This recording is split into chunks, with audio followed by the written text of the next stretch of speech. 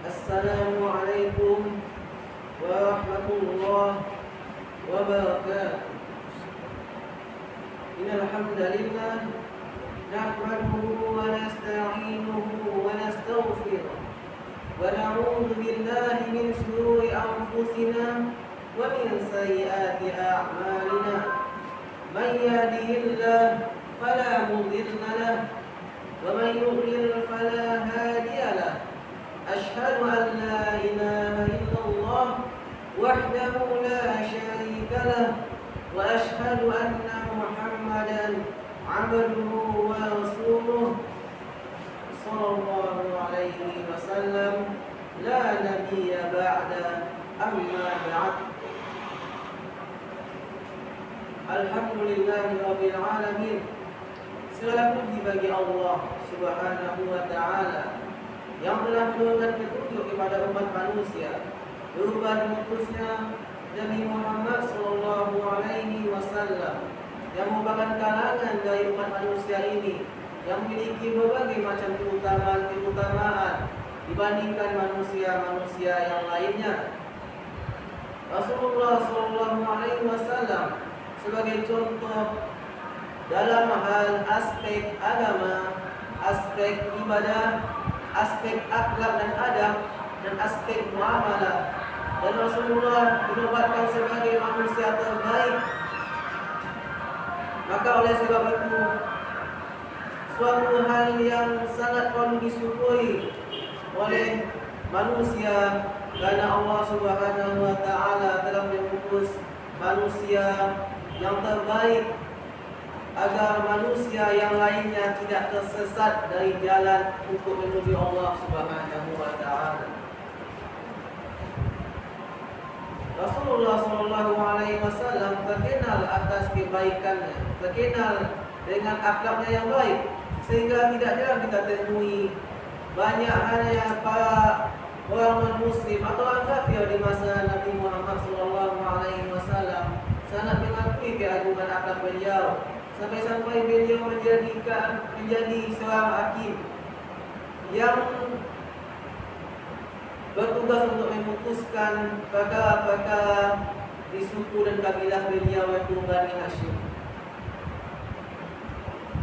Allah Subhanahu wa taala juga telah berfirman di dalam surah Al-Ahzab ayat 5 ayat 21 yang berbunyi, A'udzu billahi minasy syaithanir rajim.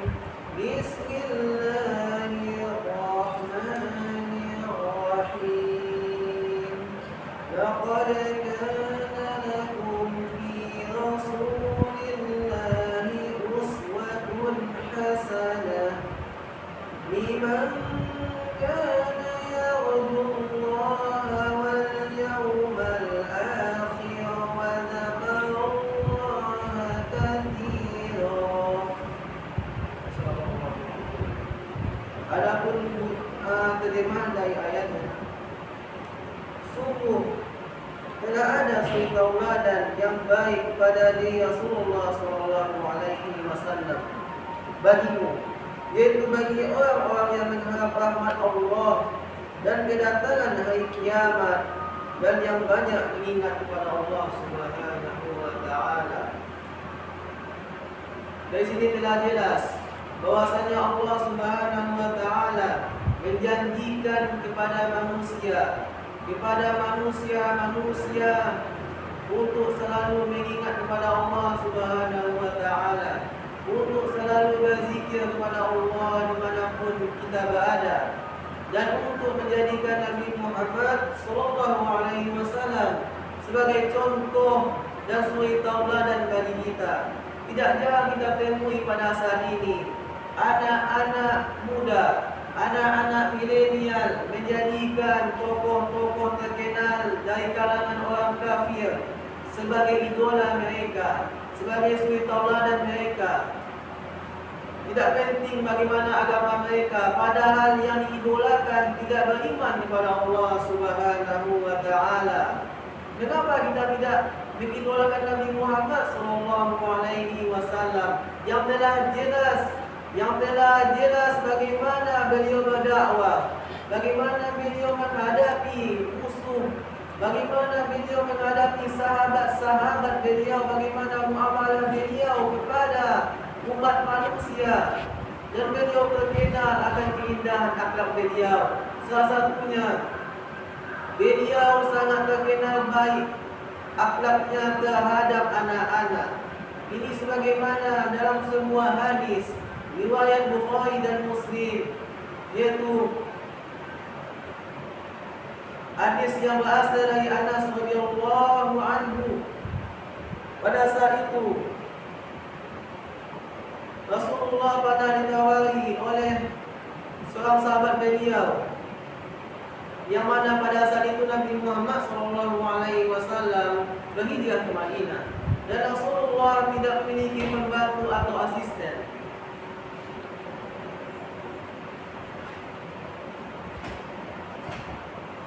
Itu seorang sahabat Nabi, Abu Talha Al-Ansari, menawarkan kepada Nabi Muhammad SAW seorang anak kecil yang cerdas dalam mengingat, dan anak kecil yang cerdas daripada kalangan anak kecil yang lainnya, yang bernama Anas bin Malik radhiyallahu anhu. Pada saat itu Talha memegang erat tangan seorang anak kecil yang bernama Anas. Kemudian menawarkan kepada Rasulullah untuk supaya Anas ini dijadikan asisten atau pembantu Rasulullah SAW.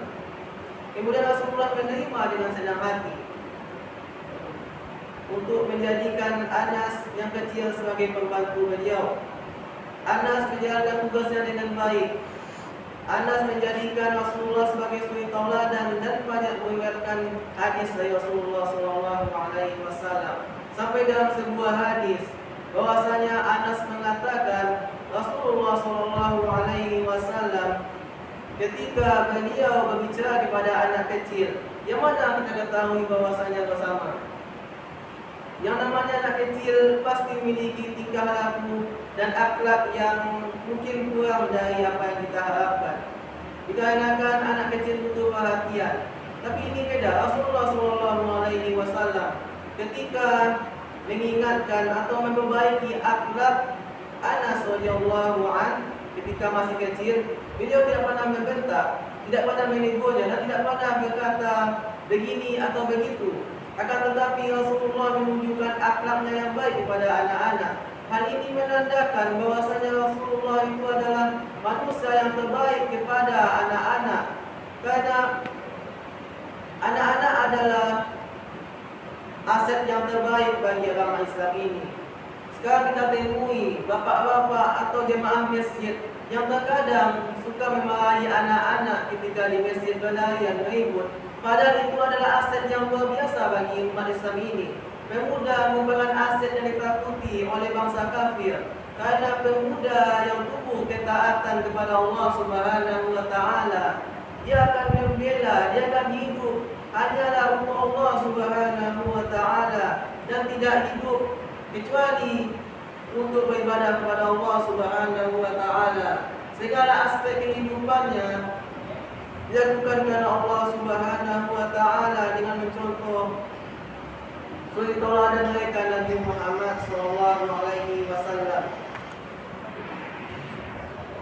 Salah satu aspek yang diajarkan oleh Rasulullah SAW adalah menanamkan perspektif kebaikan kepada anak-anak dengan menunjukkan akhlak beliau yang baik terhadap anak-anak, dengan menganjurkan kepada orang tua yang lahir pada di masa beliau, yaitu yang dalam sebuah hadis yang berbunyi wa qala alaihi wassalatu wassalam akrimu auladakum, muliakanlah anak-anak. Di sini Rasulullah sangat menjunjung tinggi nilai aspek kemuliaan terhadap anak-anak. Wa akrimu adabahum, kemudian perbaikilah adabnya, yaitu dengan memperbaiki adab anak-anak tidak perlu dibentak, akan tetapi dinasihati dengan baik. Kemudian jika anak-anak itu tidak solat atau membangkang untuk mengerjakan solat pada usia 10 tahun, maka dipukullah dengan pukulan kasih sayang. Kemudian Nabi Muhammad SAW mengajarkan tauhid kepada anak-anak, sebagaimana dalam sebuah hadis yang berasal dari Umar bin Khattab, di mana pada saat itu terdiri di majlis beliau orang dewasa dan anak-anak. Pada saat itu mereka Jibril mendatangi Rasulullah SAW dengan mengatakan, akhbirni 'anil Islam, an tashhada an la ilaha illallah wa anna Muhammadar Rasulullah wa tuqima as-salah wa tu'tiya az-zakah wa tasuma Ramadan wa tahujjal baita in istata'ta ilaihi sabila. Kabarkanlah kepada saya apa itu Islam. Islam adalah engkau bersyahadat kepada Allah Subhanahu wa taala, bersaksi kepada Allah Subhanahu wa taala tiada Tuhan yang layak disembah selainnya. Kemudian bersaksi bahwa Nabi Muhammad itu adalah utusan Allah.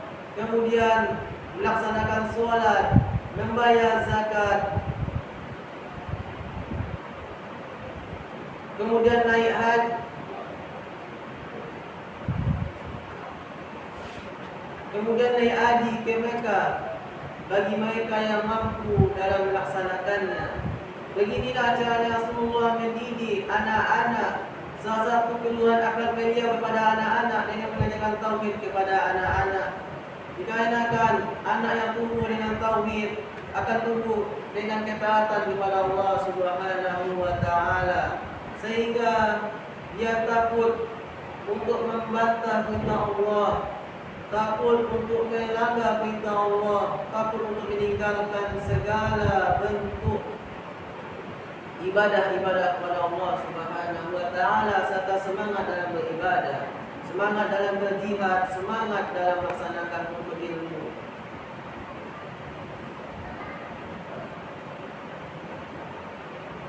Baiklah, mungkin hanya itu yang dapat kami sampaikan di sini. Lebih dan kurangnya kami minta maaf. Wabillahi taufiq wal hidayah. Subhanakallahumma wa bihamdika asyhadu an la ilaha illa anta astaghfiruka wa atubu ilaik. Assalamualaikum warahmatullahi wabarakatuh.